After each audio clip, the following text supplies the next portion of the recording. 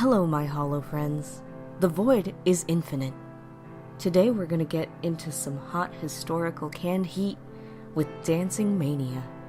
This is the Curio Stand podcast, a place for all your morbid curiosities, freaky facts, and fascinating medical cases.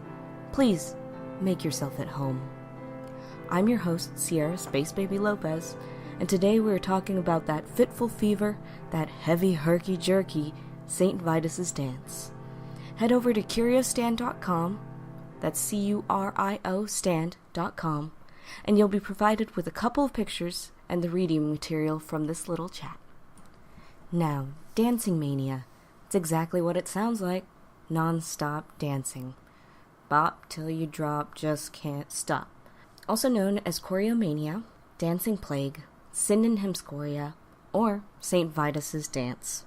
Now, some fun facts about St. Vitus. He is the patron saint of actors, comedians, epileptics, and dancers.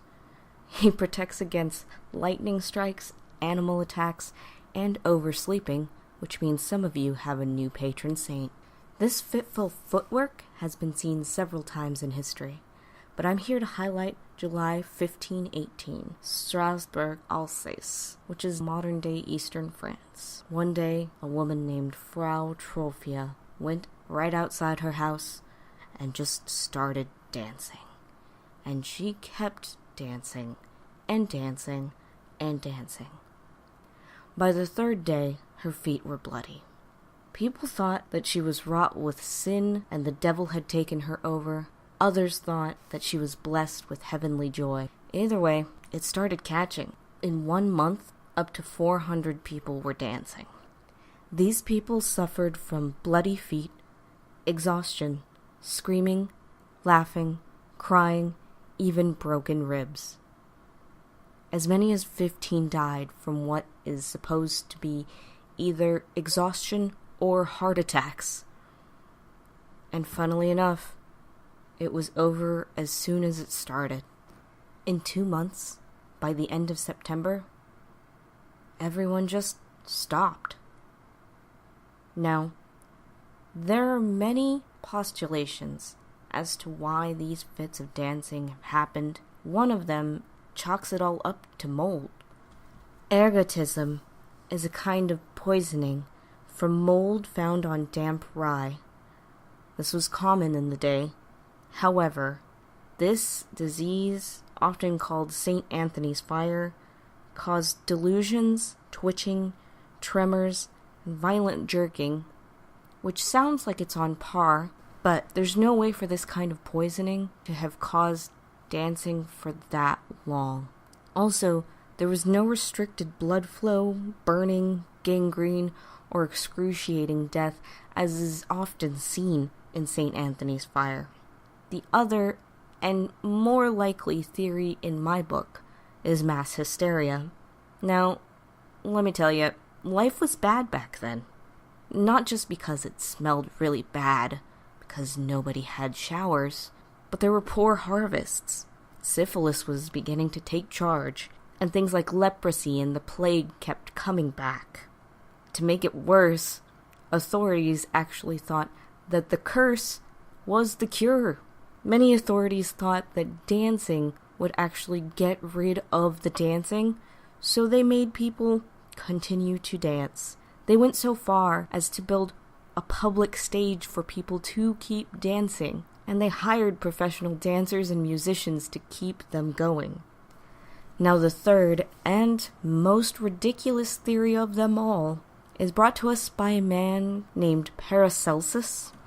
He was actually a Swiss physician, and yes, he did a whole bunch of actually good things for medicine. He's actually dubbed the father of toxicology, but he had his flaws. It's pretty apparent that he didn't really care for women, and he chalked this whole thing up to uterine hysteria, which he named chorea lasciva. He blamed the whole thing basically on menstruation, stating that it was mainly spinsters and sex workers who were afflicted, and it was initiated by the imagining of sex acts, which then set the blood in motion, altering the women's vital spirits and then inducing involuntary joy and dancing.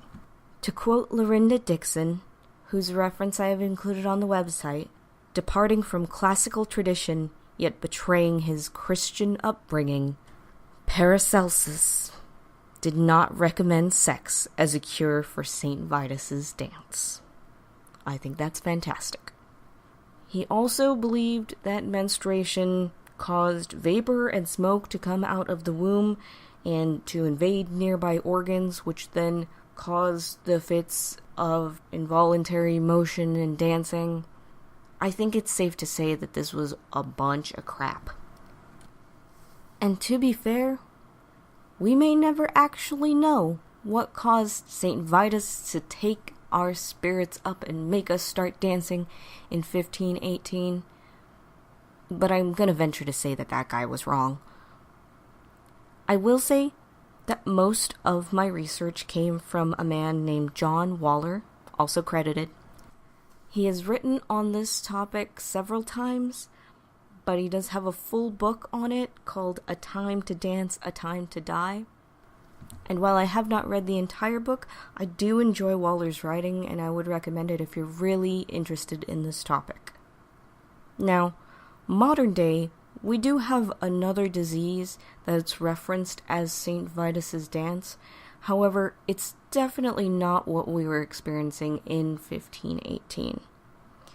Also called Sydenham's chorea, it does involve rapid and uncoordinated jerking movements, which can be seen kind of like dancing. However, it's a childhood onset disease. It's brought about by an infection of group A beta hemolytic streptococcus. It usually shows up about 6 months after that infection, and it resolves itself after a few months as well. I've included a video of a child suffering from this disease on the website, and you can see that maybe somebody could mistake it for dancing. However, it's not seen in adults, and it's not what we're looking at in this 1518 weirdness. And while Frau Trophea and her horde of dancing ghouls may always remain a mystery, I'm so glad that you all could come on this journey with me. Thanks for lurking with me, my comrades. This has been your resident space baby for the CurioStan podcast. Email me at curiostandpodcast@gmail.com. That's CURIO stand at gmail. Check out the website, curiostand.com, and follow me on Twitter @CurioStand. Farewell, my sweet friends.